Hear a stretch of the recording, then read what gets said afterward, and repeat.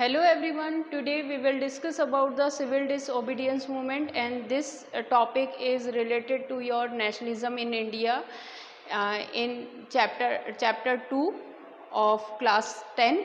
So let's start this topic. Civil disobedience movement से पहले हमने नॉन कोऑपरेटिव मूवमेंट पढ़ लिया था. तो सिविल डिसओबीडियंस मूवमेंट स्टार्ट होने से पहले पूर्ण स्वराज का डिमांड हो गई थी 1929 में, और फर्स्ट इंडिपेंडेंस डे 26 जनवरी 1930 को सेलिब्रेट हो चुका था. नाउ गांधी जी ने अब ये मेनली फोकस कर रहे थे कि एक नया कंट्री वाइड एक मूवमेंट स्टार्ट किया जाए, और उसकी नीड भी है कि पूर्ण स्वराज के लिए तो ऐसा कोई मूवमेंट स्टार्ट करें जिसके अंदर कंट्री वाइड हो और उसके अंदर मोस्ट ऑफ जो पॉपुलेशन है, जो इंडिया की पॉपुलेशन है, वो सब पार्टिसिपेट करे. तो सिविल डिसओबीडियंस मूवमेंट, जैसा कि आप इस वर्ड से समझ रहे हैं, सिविल डिसओबीडियंस यानी कि जो रूल रेगुलेशंस है उनको फॉलो नहीं करना. तो उन्होंने सबसे पहले 11 अल्टीमेशन दिए. उस टाइम के जो वाइसरॉय थे वो लॉर्ड इरविन थे. उनको 11 डिमांड्स की इंटीमेशन दिया कि अगर आप हमारी ये 11 डिमांड्स कंप्लीट नहीं करते हैं तो हम एक मूवमेंट स्टार्ट करेंगे. उस इंटीमेशन का कोई रिप्लाई नहीं आया और उन्होंने जो मूवमेंट है वो स्टार्ट किया. अब मूवमेंट स्टार्ट करने के लिए उन्होंने जो उन्हीं 11 इंटीमेशंस के अंदर से एक इंटीमेशन था सॉल्ट लॉ जो टैक्स है उसको रिड्यूस करना, उसको हटा देना, अबॉलिश करना. तो सॉल्ट इसलिए लिया, उन्होंने कहा कि जो सिविल डिसओबीडियंस मूवमेंट है उसको हम जो स्टार्ट करेंगे वो सॉल्ट लॉ ब्रेक से ही स्टार्ट करेंगे. सॉल्ट लॉ ही चूज़ क्यों किया? सॉल्ट लॉ इसलिए चूज़ किया गया क्योंकि सॉल्ट जो था बेसिकली कॉमन डिमांड थी रिच एंड पुअर. तो अगर गांधी जी सॉल्ट को अगर मैटर बनाते हैं और एक सॉल्ट का इशू बनाते हैं तो उसके अंदर दोनों क्लासेस के यानी अपर क्लास और लोअर क्लास दोनों ही क्लास के लोग पार्टिसिपेट करेंगे. ये पहला ऐसा मूवमेंट था जिसके अंदर वुमेन्स ने सबसे ज़्यादा इम्पॉर्टेंट रोल प्ले किया और सबसे ज़्यादा आगे आई और इस मूवमेंट में एक्टिव पार्टिसिपेट किया. 11 डिमांड के साथ ही उन्होंने स्टार्ट किया इंटीमेशन. तो सबसे पहले उन्होंने 11 डिमांड्स रखी. इन 11 डिमांड्स के अंदर उन्होंने सॉल्ट लॉ ब्रेक रखा. जो इम्पोर्टेंट रखा वो सॉल्ट लॉ ब्रेक. अब इस सॉल्ट लॉ ब्रेक को ही क्यों चूज़ किया? क्योंकि it was the common demand for rich and poor.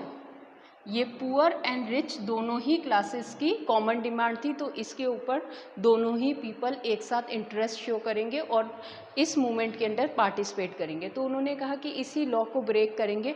तो इस लॉ को ब्रेक करने के साथ ही उन्होंने डांडी मार्च स्टार्ट किया. और डांडी मार्च क्या था एक्चुअल में?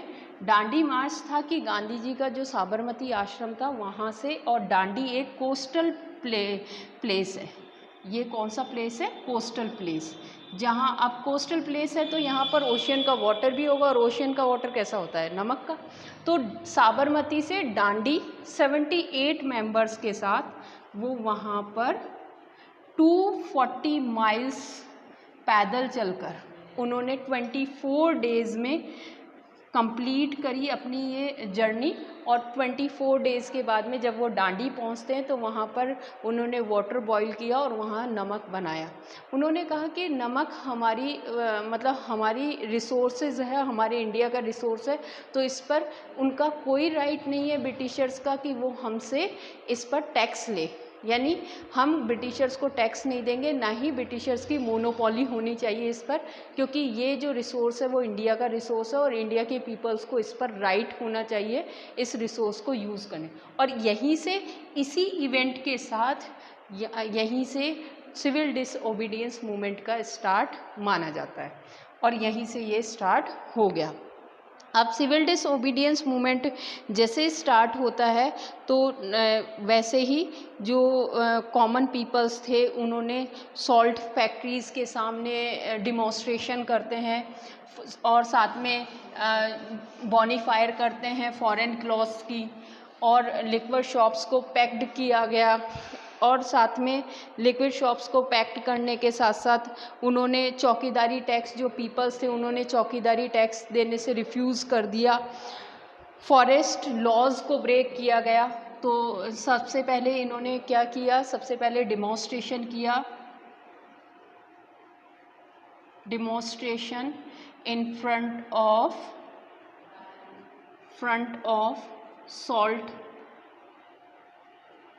Salt factories. सेकंड, इन्होंने बॉनीफायर किया, बॉनीफायर और बॉयकॉट फॉरेन क्लॉथ्स को बॉयकॉट किया गया। साथ में यहाँ पर टैक्स देने के लिए मना किया गया, टैक्सेस को अबॉलिश किया, मतलब टैक्सेस के लिए रिफ्यूज़ किया गया, जो कि चौकीदारी टैक्स मेनली, और फॉरेस्ट लॉज को ब्रेक किया गया। जैसे ही इन फॉरेस्ट लॉज और इनको ब्रेक किया गया तो इसी के साथ ये डिमॉन्स्ट्रेशन जो ये था रिज़र्व फॉरेस्ट के अंदर उन लोगों ने एंट्री करी। इन सबको देखकर जो लोगों को ब्रिटिशर्स ने अरेस्ट करना स्टार्ट कर दिया। अब जब कांग्रेस लीडर्स के जो 1 बाय 1 इम्पॉर्टेंट लीडर्स अरेस्ट होने लगे, अब इन्हीं में से जो फ्रंटियर गांधी के नेम से जो पॉपुलर है इंडियन हिस्ट्री में, खान अब्दुल गाफर खान, उनको अरेस्ट कर लिया गया और इसके अगेंस्ट में पेशावर के अंदर खान अब्दुल गाफर खान को अरेस्ट कर लिया। और इनको जैसे he was the important leader of Congress, जैसे ये अरेस्ट हुए तो पेशावर के अंदर डिमॉन्स्ट्रेशन होने लगा इनके अरेस्ट के अगेंस्ट, और उसको शांत करने के लिए वहाँ ब्रिटिशर्स ने फायरिंग करी, जिसके अंदर बहुत सारे लोगों की डेथ भी हो गई। और इस सिचुएशन को देखकर गांधी जी ने खुद ने भी अपने आप को अरेस्ट हो गए और करीबन 1 लाख पीपल अरेस्ट हो गए इस सिविल डिसओबीडियंस मूवमेंट में। अब गांधी जी का इसी टाइम पर 1931 और 1932 के अंदर राउंड टेबल कॉन्फ्रेंस होनी थी इंग्लैंड के अंदर, जिसको गांधी जी ने बॉयकॉट किया और गांधी इरविन पैक्ट हुआ। फर्स्ट राउंड कॉन्फ्रेंस को बॉयकॉट कर दिया। जब सेकंड राउंड कॉन्फ्रेंस होने लगी तो गांधी जी के साथ इरविन का पैक्ट हुआ, यानी समझौता हुआ, जिसके अंदर इरविन ने प्रॉमिस किया कि जो ये 1 लाख जो पीपल हैं इनको हम रिलीज़ कर देंगे, छोड़ देंगे, और साथ में जितने भी इम्पोर्टेंट लीडर्स हैं उनको छोड़ देंगे। तो इस शर्त पर गांधी जी ने सिविल डिसओबीडियंस मूवमेंट को कॉल ऑफ कर लिया और वो इंग्लैंड गए। जब इंग्लैंड गए तो वहाँ पर उनकी कोई बात सुनी नहीं गई और उन्होंने वापस से आकर 1932 के अंदर वापस से सिविल डिसओबीडियंस मूवमेंट स्टार्ट कर दिया। और 1934 के अंदर धीरे धीरे इसकी पॉपुलैरिटी कम होते हुए ऑटोमेटिक ये ख़त्म हो गया। तो इस जो सिविल डिसओबीडियंस मूवमेंट था इसके अंदर एक्टिवली पार्टिसिपेट किया गया, बट इसकी कुछ लिमिटेशंस रह गई, जिन लिमिटेशंस के बारे में हम डिस्कस करेंगे। सबसे पहले तो इसकी मेरिट्स के बारे में बात करते हैं। तो मेरिट्स के बारे में बात करें तो इस बार सिर्फ इस सिविल डिसओबीडियंस मूवमेंट के अंदर अपर क्लास पीपल्स ने पार्टिसिपेट किया, यानी अपर जो क्लास थी और अपर कास्ट थी उन लोगों ने इसमें पार्टिसिपेट किया। इससे पहले वाले जो मूवमेंट हुए थे, इससे पहले नॉन कॉपरेशन मूवमेंट के अंदर अपर क्लास मूवमेंट ने कोई इंटरेस्ट शो नहीं किया था, ना ही उन्होंने पार्टिसिपेट किया था इस मूवमेंट के अंदर। इस मूवमेंट के अंदर अपर क्लास मूवमेंट ने दूसरा कि दलित्स की डिग्निटी को मेंटेन करने के लिए, यानी दलित जो वर्ड दिया गया गांधी जी के थ्रू, और दलित्स की डिग्निटी को मेंटेन करने के लिए गांधी जी ने खुद ने दलित्स के साथ टॉयलेट साफ कराए और साथ में उनको हरिजन वर्ड दिया गया। मतलब जो हरिजन वर्ड इन लोगों को दिया गया वो 1930 सिविल डिसओबीडियंस मूवमेंट के अकॉर्डिंग दिलाया गया कि गॉड ऑफ चाइल्ड, मतलब चाइल्ड ऑफ गॉड, कि भगवान के बंदे हैं, कि कोई डिस्क्रिमिनेशन नहीं है, कि weather it is Hindu or whether it is a lower caste or upper caste, all are equal. इसके साथ ही जो मोस्ट ऑफ प्रोमिनेंट जैसे पुरुषोत्तम दास और जीडी बिरला, ये जो प्रोमिनेंट पीपल्स थे, इन्होंने भी पार्टिसिपेट किया। इसके अंदर जो रिच पीपल्स थे, अगेन वुमेन्स थे, चिल्ड्रन थी, उन्होंने एक्टिवली पार्टिसिपेट किया।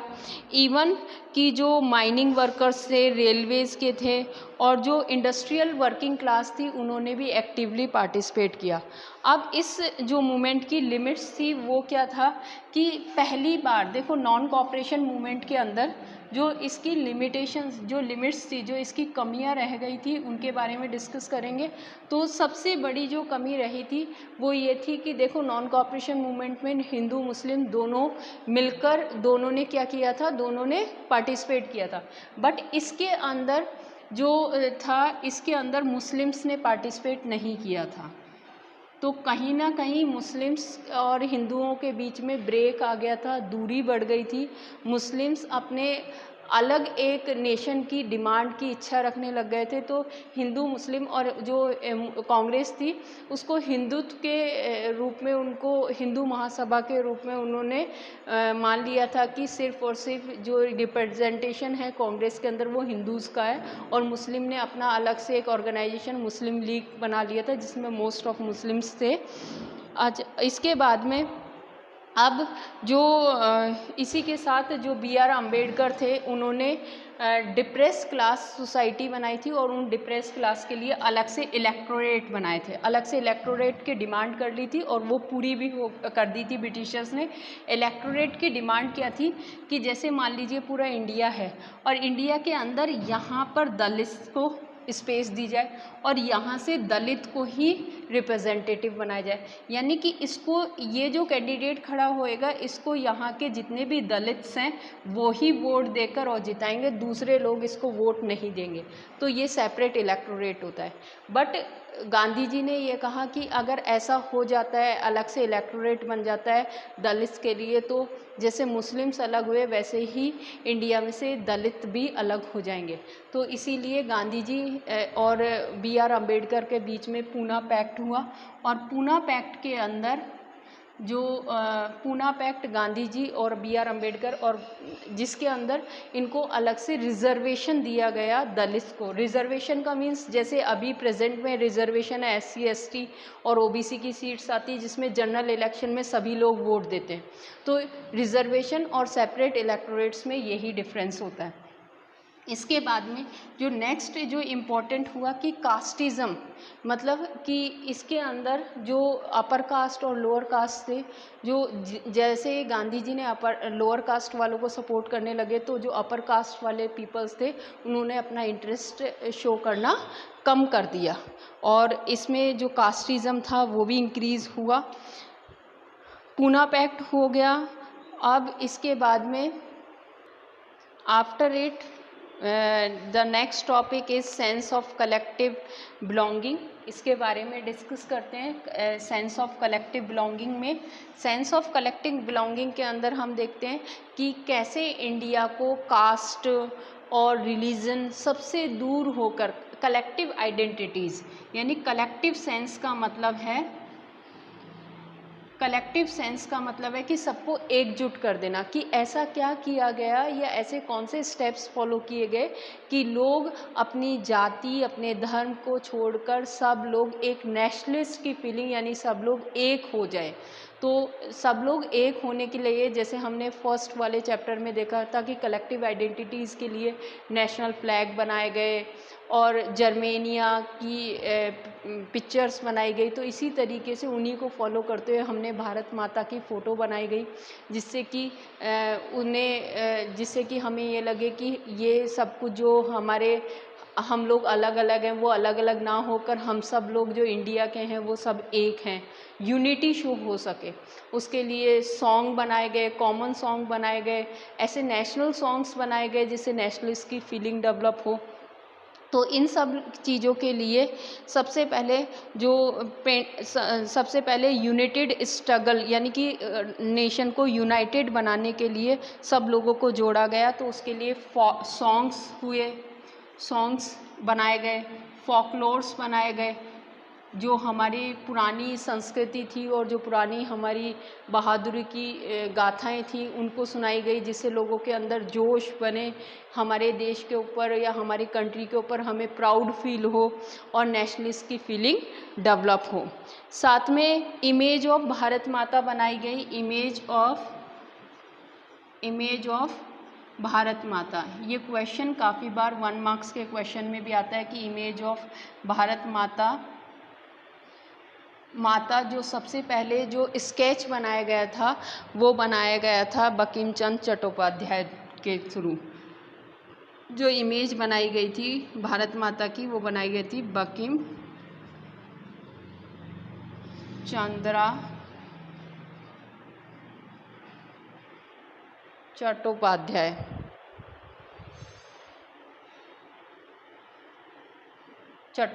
और इन्होंने ही कौन सा कॉमन सॉन्ग गाया था? इन्होंने जो सॉन्ग था इन्होंने ही राइट किया था वंदे मातरम, जो आज हमारा क्या है, नेशनल सॉन्ग। इन्होंने ही नेशनल सॉन्ग वंदे मातरम गाया था।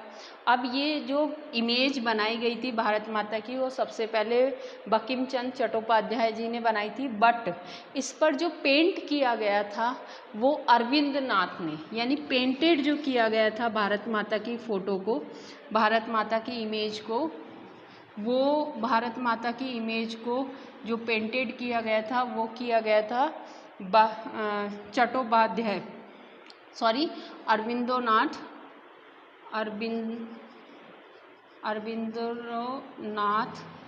टैगोर ने। ओके, सो जो पेंटेड की गई थी, ये क्वेश्चन भी काफ़ी बार पूछा जाता है कि पेंटेड करने के लिए किसने किया था। इसके साथ साथ ही revive of the Indian folklore, यानी सेंस ऑफ कॉमन आइडेंटिटीज़ के लिए जो हमारी पुरानी जो हमारी संस्कृति थी, जो हमारी गाथाएं थी, जो वीर जो फेमस स्टोरीज़ थी, उनको वापस से रिवाइज़ किया गया कि हम लोग ऐसे कमज़ोर नहीं हैं, हम लोगों ने बहुत यूनिटी के साथ काम किया हुआ है, हम लोग, हमारा जो कंट्री है बहुत प्राउड फील करने वाला है।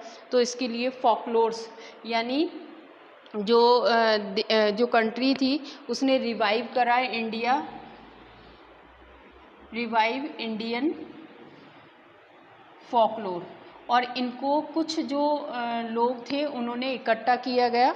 तो इनको जो कंट्रीब्यूशन करने के लिए रविन्द्रनाथ टैगोर, जो इन फॉकलोर्स को कंट्रीब्यूट किया गया, उनके अंदर इम्पोर्टेंट रोल प्ले किया रविन्द्रनाथ टैगोर ने। रविन्द्रनाथ टैगोर, साथ में जो जैसे नितेशा शास्त्री, इन्होंने भी जो साउथ की फॉकलोर्स थी उनको कलेक्ट किया, the folklore of south India, folklore of south India. इसके साथ ही जो नेशनल कलेक्टिव आइडेंटिटीज़ के लिए नेशनल फ्लैग डिज़ाइन किया गया। तो जो हमारा नेशनल फ्लैग सबसे पहले जो हमने इंडिया के लिए जो इंडिया का सिंबल बनाया गया वो ट्राई कलर था, और उस ट्राई कलर के अंदर red, green and yellow colour था, रेड, ग्रीन एंड येलो।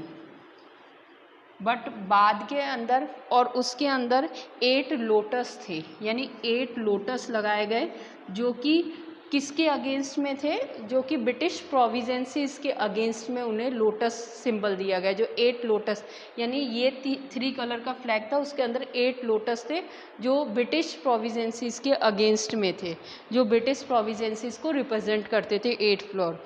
और उसके साथ ही मून बनाया गया, मून था जो कि हिंदू मुस्लिम्स की यूनिटी को सिंबल करता था। बट इसके बाद में जो स्वदेशी फ्लैग बनाया गया, स्वदेशी मूवमेंट के अंदर जो फ्लैग बनाया गया वो ट्राई कलर था, और उन ट्राई कलर के अंदर जो कलर थे, स्वदेशी फ्लैग जो बनाया गया था, स्वदेशी फ्लैग वो बनाया गया था ट्राई कलर, और उस ट्राई कलर के अंदर 3 कलर्स थे, और वो 3 कलर्स कौन कौन से थे? वो कलर थे red, green and white. Red, green and white, ठीक है। अब इसके बाद में आता है कि इसके बीच में एक स्पिनिंग, जो खादी को प्रमोट करता है, स्पिनिंग व्हील लगाया गया। क्या लगाया गया? Spinning wheel. तो इस तरीके से रिवाइव ऑफ आवर फोकलोर्स और frame the songs, patriotic songs, national flag, Bharat माता की जो पिक्चर्स, इन सब से लोगों को एक करने की कोशिश करी गई, कंट्री को यूनाइटेड करने की कोशिश करी गई, सेंस ऑफ कलेक्टिव आइडेंटिटीज़ लाई गई, लोगों के अंदर नेशनल फीलिंग्स की नेशनलिज्म की फीलिंग डेवलप की गई। तो इस तरीके से जो नेशनल मूवमेंट कंप्लीट होता है, और आई होप कि आपको अच्छे से समझ में आया होगा। तो इसके बाद में हम कुछ इम्पॉर्टेंट क्वेश्चंस के बारे में डिस्कस कर लेते हैं, जो पिछले एग्ज़ाम में आए हुए हैं। जैसे फॉर एग्ज़ाम्पल जो इम्पॉर्टेंट क्वेश्चंस जहाँ से कवर होते हैं, तो सबसे पहले जो इम्पॉर्टेंट क्वेश्चन जहाँ से स्टार्टिंग से हम बात करें, तो सबसे पहले जो इम्पॉर्टेंट क्वेश्चन बनता है वो बनता है रोलेट एक्ट पर। तो आप लोगों को रोलेट एक्ट पर अच्छे से लर्न करना है। रोलेट एक्ट कब पास हुआ था? 1919 में। और ये एक्ट क्या था?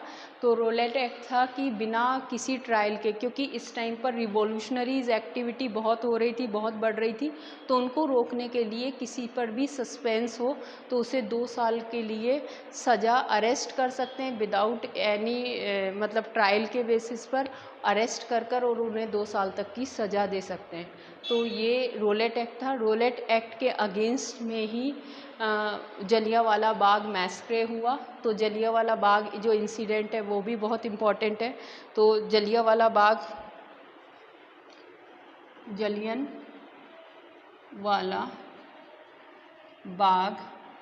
ये भी 1919 में हुआ। ये क्यों हुआ? क्योंकि रोलेट एक्ट के फेवर में, या रोलेट एक्ट के अंदर सैफुद्दीन किचलू और सैफ अली खान को अरेस्ट कर लिया था, और इन्हीं के अगेंस्ट में एक मीटिंग, रिवॉल्यूशनरीज ने एक मीटिंग ऑर्गेनाइज करी थी जलियांवाला बाग में, और उसी के अंदर बैसाखी फेयर था, जिसके अंदर इस बात का जो इन्फॉर्मेशन है वो जनरल ओ डायर को पता चल गई, और उन्होंने बिना किसी इंटीमेशन के ओपन फायरिंग का ऑर्डर दे दिया, जिससे 1000 या मोर देन 1000 पीपल्स की डेथ हो गई। उसके अंदर एक कुआं भी था, जिसमें लोगों ने डर के मारे उस कुएं के अंदर भी कूदकर बहुत सारे लोगों ने क्या कर दिया, मर गए। और आज तक भी उस जलियांवाला बाग के अंदर जो फायरिंग हुई थी उसकी गोलियों के निशान उनकी दीवारों में देखने को मिलते हैं। इसके बाद में जो नॉन कॉपरेशन मूवमेंट में जो इम्पॉर्टेंट है, नॉन कॉपरेशन मूवमेंट का एक्टिविटीज़ की कौन कौन सी प्रमोट करने के लिए खादी का जो प्रमोशन हुआ, और साथ में फॉरेन क्लॉथ्स को बॉयकॉट किया गया, और स्वदेशी जो इंडस्ट्रीज़ थी, मतलब जो हमारे नॉन कॉपरेशन मूवमेंट से इंडिया का बेनिफिट, इकोनॉमिकली बेनिफिट क्या हुआ? एक तो फॉरेन ट्रेड जो था, जो फॉरेन गुड्स हमारे इंपोर्टेड होती थी वो कम हो गई। ब्रिटिशर्स का करीबन हाफ ऑफ जो 57 करोड़ जो 104 करोड़ जो रिटर्न होता था, जो इनकम होती थी, वो कट होकर एक्सपोर्ट माल जो इंपोर्ट था वो 57 करोड़ के करीब रह गया। साथ में अब नेक्स्ट जो इम्पोर्टेंट है वो है साइमन कमीशन। साइमन कमीशन था क्या? साइमन कमीशन, देखो साइमन कमीशन क्या था? 1919 के अंदर एक इंडिया एक्ट आया था, इंडियन एक्ट, जो कि इंडियन एक्ट उसके अगेंस्ट में 1919 में एक गवर्नमेंट ऑफ इंडिया एक्ट आया था, गवर्नमेंट ऑफ इंडिया एक्ट, जिसके अंदर जो पावर्स थी उनको ट्रांसफरेबल पावर और रिजर्व पावर 2 में डिवाइड करी थी, और लेजिस्लेटिव असेंबलीज में इलेक्शंस कंडक्ट कराए थे इंडिया में पहली बार। तो इसकी रिपोर्ट 10 ईयर्स, आफ्टर 10 ईयर्स इसकी रिपोर्ट प्रिपेयर करनी थी ब्रिटिश गवर्नमेंट को।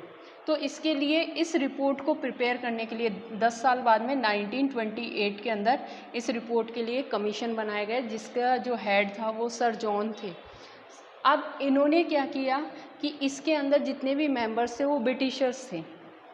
ये इंडिया का टूर करने आए और यहाँ पर रिपोर्ट प्रिपेयर करने आए। तो यहाँ पर मोस्ट ऑफ पीपल्स ने इसका बॉयकॉट किया गया, क्योंकि इसमें एक भी इंडियन पीपल नहीं था।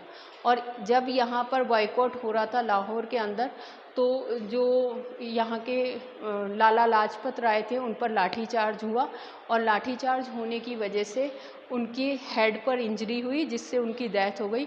और इसी का बदला लेने के लिए भगत सिंह ने जो सरेंडर थे जिन्होंने उनके लाठीचार्ज किया था,